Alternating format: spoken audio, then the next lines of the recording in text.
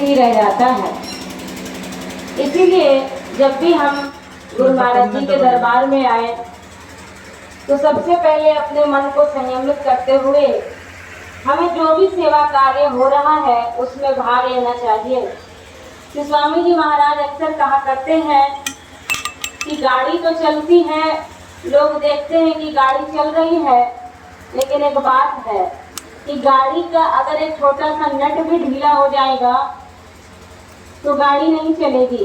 Engine भी बैठ जाएगा तो गाड़ी नहीं चलेगी। बेशक इंजन बहुत बड़ा है और नट छोटा है, लेकिन नट भी अगर ढीला हुआ तो गाड़ी नहीं चलेगी।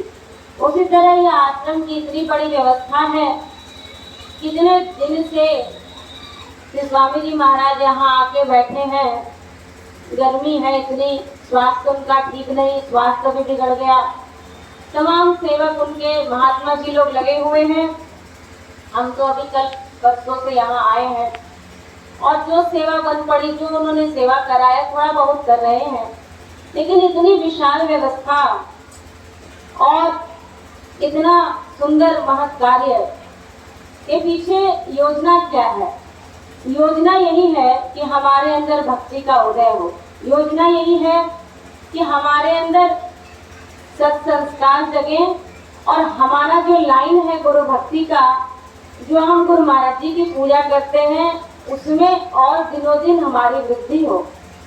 हनुमान जी महाराज तो साक्षात रुद्रावतार हैं, लेकिन सेवक के रूप में उनका जन्म हुआ।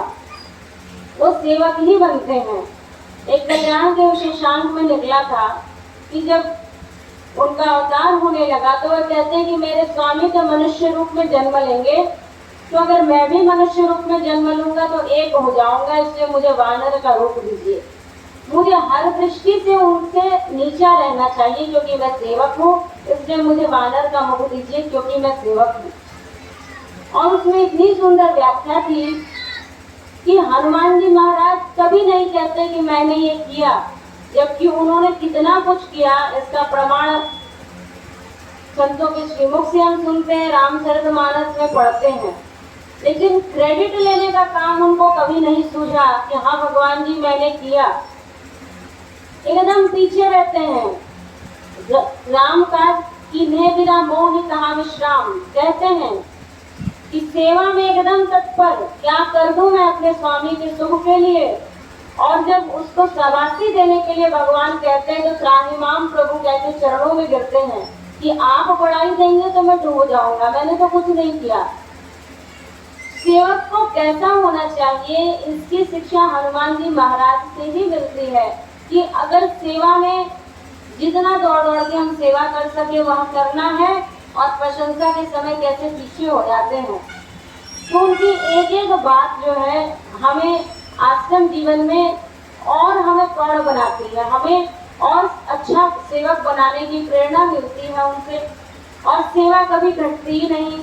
हम सुनते हैं कि जब भगवान श्री राम जी का राज्याभिषेक हो गया तो सबों को बांटने जाने लगा कि किसी को सैन्य विभाग दिया जाए, किसी को कुछ दिया जाए, किसी को ट्रेजर बनाया गया, किसी को धन कोष दिया गया, कुछ कुछ करके बांटा जाने लगा और सबको सेवा में नियुक्त कर दिया गया।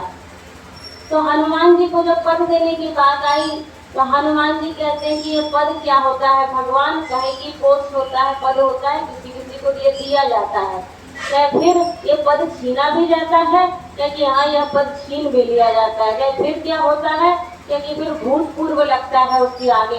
तो कहते भूत से तो मेरी बनती नहीं है, इसलिए ये पद लेके मैं क्या करूँगा। और उनके श्री चरणों को पकड़ के कहते हैं कि मुझे तो यही 2 पद चाहिए, मेरे लिए यही 2 पद काफी है, मुझे कोई पद नहीं चाहिए। और भगवान के चरण कमलों का ध्यान करते हैं। भगवान राजा बन जाते हैं, महल में चले जाते हैं, उनको कोई सेवा जब नहीं मिलती तो सोचते हैं कि मुझे तो भगवान के पास जाने भी नहीं मिल रहा है, अंतापुर में बैठे हैं, राजा है, क्या करूँ मैं क्या सेवा करूँ। तो वो सोचते हैं कि भगवान को जब जम्हाई आएगी उस वक्त कोई चुटकी बजाने वाला तो होगा नहीं, लेकिन भगवान को जम्हाई कब आएगी, वो कब उनको उबासी आएगी, अब मुझे तो पता नहीं है, इसलिए मैं राम जी की धुन लगाता हूँ, चुटकी बजाते बजाते सीताराम करके कोने में कीर्तन करने लगते हैं। इधर अपने भगवान को अपने महल में उबासी एक बार आई तो चुटकी बजाया जाता है, लेकिन चुटकी बंद हो तब तो उनकी उबासी बंद हो। और यहाँ नॉन स्टॉप चुटकी उनका कीर्तन चल रहा था हनुमान जी का, सीताराम करके, उनकी चुटकी बंद ही नहीं हो। और यहाँ भगवान उबासी पे उबासी ले रहे हैं। सबको लगा कि इनको क्या हो गया, सबको लगा कि कोई याद कर रहा है, इनका कोई प्रेमी लगता है। माताएं आ गई, तमाम जितने लोग थे वो आ गए, किसी को कुछ समझ नहीं पड़ा। फिर गुरुदेव को बुलाया गया, वशिष्ठ जी महाराज गुरुदेव आके खड़े हो गए और गौर से देखने लगे थे कि सब कोई तो यहाँ है। फिर कहते हनुमान जी कहाँ है, जरा पता कीजिए। यहाँ तो लक्ष्मण भरत शत्रुघ्न माताएं सारे लोग हैं, हनुमान जी का जरा पता करके आइए कि वो कहाँ है। और लोग जाके देखते हैं, ढूंढते महल के किसी कोने में बैठ के सीताराम करके और राम की धुनी लगाए चुटकी बजा रहे हैं और अश्रुधारा बह रही है और एकदम पुलकित हृदय राम जी का ध्यान कर रहे हैं। अब जो गया उसने कहा हनुमान जी ये क्या कर रहे हैं आप, चुटकी यहाँ बजा रहे हैं, उधर भगवान की उबासी नहीं बंद हो रही है, जल्दी चलिए भगवान जी बुला रहे हैं आपको। उनको जाना ही तो था। और वो जैसे उनकी चुटकी रखती है भगवान का उबासी लेना जो है वो बंद हो जाता है और जाके दर्शन करते हैं तो हंसने लगते हैं गुरुदेव। कहते हैं कि इसको अपने सेवा में रखो, नहीं तो अगर ये चला जाएगा बाहर तो इसी तरह याद कर करके परेशान कर देगा। और उसको उनको जो है हम राम दरबार देखते हैं तो तीनों छवियां तो हैं, सीता जी हैं, लक्ष्मण महाराज है, भगवान राम जी हैं और चरणों में हनुमान जी अपना पावर लेके वो भी बैठे हुए, दूर नहीं हो सकते। वैसे ही जैसे नगरी निवासी भगवान जी के सेवा में जो निजी सेवक होते थे उनको रखा नहीं जाता था, वो बहुत देर तक लोग लाइन में लगे होते थे कि आज भगवान मुझे नगरी निवासी भगवान जी वो अपने मन से सेलेक्ट करते थे कि अब ये सेवक रहेगा। और सेवा में थोड़ी ढिलाई हुई कि बैच बदल जाता था, दूसरा सेवक रहेगा।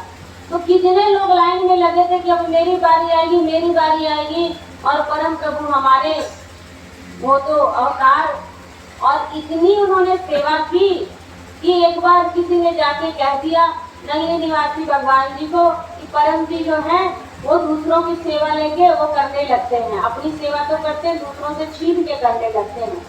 तो नगरी निवासी भगवान जी ने उनको डांटा और कहा कि तुम दूसरों की सेवा लेकर करने लगते हो तो बालक ही थे परम प्रभु।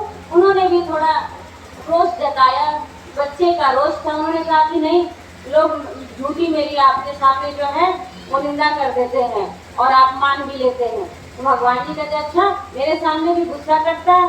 नगरी निवासी भगवान जी ने कहा कि जाके बाहर धूप में जाके खड़ा रहो। और जाके खड़े हो गए, परम प्रभु की गुरुदेव की आज्ञा है। और इधर कुछ देर तो खड़े रहे होंगे और नगरी निवासी भगवान जी को दया आने लगी। इतना सुकुमार बालक मेरा प्यारा था, मैंने उसे धूप में खड़ा कर दिया। छाता लेके जाते हैं उस धूप में और जाके कहते हैं कि मस्ताने कब तक खड़े रहोगे। तो कहते हैं कि प्रभु जब तक शरीर में प्राण है, वो तो हनुमान जी ही थे, वही कह सकते थे कि जब तक शरीर में प्राण है प्रभु बेहोश हो जाऊंगा तब तक मैं नहीं कह सकता, आपके श्रीमुख से निकला के धूप में खड़ा रहो तो रहूंगा। और नगरी निवासी भगवान जी इतने खुश हो गए और कहते क्या है कि परम सचमुच शैतानी करने लगा है बाहर और तुम लोगों से सेवा छीन के करने लगा है, इसलिए छोड़ो, मैं इसे बाहर नहीं रखता, अब ये मेरी निजी सेवा में रहेगा। और उनको ले जाते अपनी निजी सेवा में। जो लोगों ने निंदा की थी, जो लोगों ने शिकायत की थी कि भगवान जी इन्हें डांटेंगे, उन्होंने डांटा भी लेकिन बनावटी। और डांटने के बाद ऐसा प्रमोशन हुआ जहाँ देखने के लिए जिस कमरे में अंदर जाने के लिए लोगों को सिफारिश लगती थी और सीधे श्री नगरी निवासी भगवान जी के पास पहुंच गए। और आज भी नगरी दरबार में कहा जाता है कि वो कौन है, श्री नगरी निवासी भगवान के आशिक थे, जो हनुमान से जो मस्ताना कहे जाते थे। आप लोग क्या उन्हीं के बच्चे हो? ये सुन के मन इतना पुलकित होता है कि उन्होंने सेवा से इतना खुश कर लिया। और बार बार उनके प्रवचनों में आता है कि मुझे सेवा से सब कुछ मिल गया, इसलिए बड़भागी हैं हम तो सेवा क्या करते हैं हमारा अंतःकरण ही जानता है और भगवान जो हमें देखते हैं वो जानते हैं। इतने बड़े प्रकल्प में आके बैठ जाना और थोड़ा भी कुछ सेवा करना और उसको बचा लेना बड़ी बात है। अब इस सेवा में तो एक छोटा सा प्रसंग है, उसको कैसे समाप्त करूंगी। गिलहरी वाला जो हम सब जानते हैं कि इस गिलहरी ने कहा, जब वो पुल बन रहा था तो गिलहरी भी दौड़ दौड़ के उसमें बालू डालती थी पुल में जाके, और बंदर भी डालते थे। तो भगवान राम जी ने देखा कि वो बालू डाल रही है गिलहरी, छोटा सा शरीर इसका, तो वो कहते हैं कि बड़े कुचल जाएगी, तू क्या कर रही है। उसको गोद में ले लेते हैं और उसको हाथ से सहलाने लगते, कहते हैं कि ये भालू बंदर जो है पत्थर लिए जा रहे हैं, तू क्या कर रही है। उसने कहा कि भगवान जी मैं पुल बना रही हूँ। कहा कि तुम्हारे बनाए से पुल बन रहा है, तुम्हारी औकात कितनी है। तो कहा कि औकात की क्या बात है, आपने मेरा शरीर छोटा बनाया है, तो मैं बालू का जो कण है थोड़ा सा अपना पूंछ भिंगाती हूँ, उसमें बालू लपेटती हूँ और फिर मैं जाकर डाल देती हूँ। अब मेरा शरीर छोटा बनाया तो आप मैं क्या करूँ। बाकी तुम्हारे बनाए से पुल बन जाएगा। तो कहते हैं कि ये भालू बंदर के बनाने से पुल बन रहा है, आज तक कितना पुल इन्होंने बांधा है। हंसने लगे भगवान, कहते ना इनके बनाने से पुल बन रहा है ना मेरे बनाने से बन रहा है, बन तो रहा है आपकी कृपा से, लेकिन राम काज हो रहा है ना। इसीलिए मैंने सोचा कि मुझे जितनी आपने शक्ति दी है उसके हिसाब से मैं अपनी सेवा में, आपकी सेवा में हाजिरी मैं दे रही हूँ। तो यही भाव होना चाहिए गुरु महाराज जी के दरबार में आके कि अगर मैं किसी को एक गिलास पानी ही दे सकता हूँ तो दूंगा, और जरूर ही अपनी सेवा को बचाना चाहिए।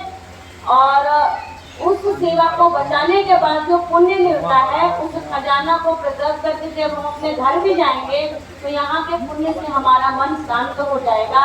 इस सेवा के क्रम में, हवन के क्रम में जब भी लोगों का कौतूहल था कि भगवान जी को हम जल्दी से स्पर्श कर दें, और भगवान जी की जब तक प्रतिष्ठा नहीं होती, उनका पूजन नहीं किया जाता है, तो कई लोगों को चिल्ला चिल्ला के मना भी किया गया। तो भीतर एक ज्ञानी भाव भी है कि किसी को अगर कुछ बोलने में तकलीफ हुई हो तो उसके लिए क्षमा याचना है। अभी भी बोलने के क्रम में कोई गलती है तो श्री स्वामी जी महाराज से, मुनि बाबा जी से क्षमा याचना है। बस हमारे आश्रम प्रांगण में हनुमान जी महाराज आके बैठ गए हैं, उनकी खूब पूजा अर्चना कीजिए और भगवान जी की धुनी रमाइए। और हमारे ऊपर गुरुदेव प्रभु की, स्वामी जी महाराज की बहुत कृपा है कि उन्होंने इतना इतना महत् कार्य करके हम लोगों को आधार दे दिया कि हम राम जी का भजन करें, गुरुदेव का सुमिरन करें। यही बार बार गुरुदेव प्रभु के चरणों में विनती है कि हम हमेशा भगवान का नाम रटते रहें और अपना जीवन प्रदान करें। बोले दयालु सद्गुरुदेव भगवान की। भगवान आपके दरबार की धर्म